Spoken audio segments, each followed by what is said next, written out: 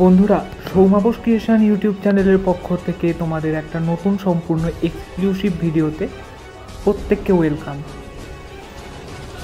খুব ভালো করে দেখো, ঠিক কি মনে হচ্ছে দর্শক তোমাদের, কি করা হয়েছে এই মূর্তির সাথে।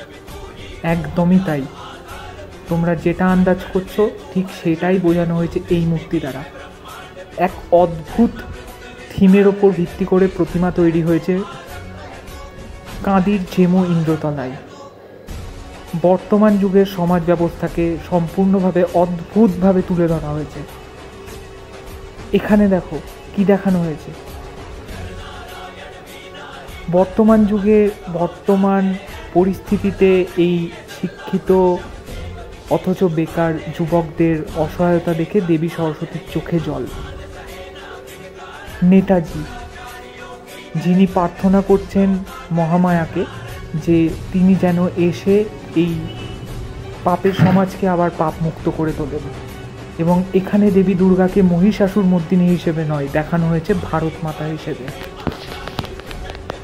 খুব ভালো করে লক্ষ্য করুন সরস্বতী দেবীর মুখের এক্সপ্রেশন, এবং তাকে সান্ত্বনা দিচ্ছেন তথা উনি রেগেও রয়েছেন কার্তিক।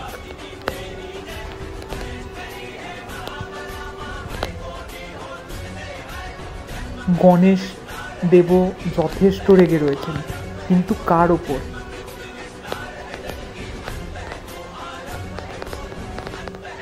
লক্ষ্মী দেবী তার লক্ষ্মীর ভাণ্ডার আগলে রেখেছেন বা সামনে রেখেছেন। কেন? কার হাত থেকে রক্ষার জন্য? একদমই বন্ধুরা, এখানে কিন্তু কোনো মহিষাসুর দেখানো হয়নি। মহিষাসুর হিসেবে তুলে ধরা হয়েছে বর্তমান যুগের দুর্নীতিগ্রস্ত মানুষদের, যাদের মধ্যে এখনো অসুর বিরাজমান, এবং মহামায়া ওপর থেকে যাদেরকে সচক্ষে দেখছেন। একদম এই রকম দুর্নীতিগ্রস্ত নেতাদেরই কাঁদি ঝেমো ইন্দ্রতলার পূজা মণ্ডপে অসুর হিসেবে তুলে ধরা হয়েছে, যে সব কিছুর আড়ালে রেখে নিজেকে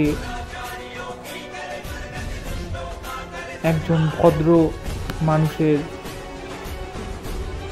মুখোশে রেখেছেন।